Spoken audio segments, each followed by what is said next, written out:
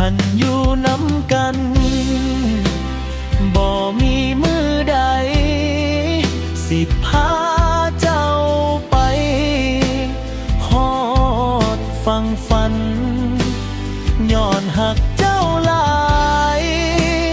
ถึงยอมฝืนใจ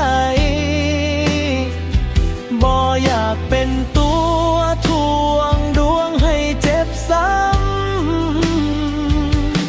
ให้เจ้าพบคนที่พร้อมหักเจ้ากว่า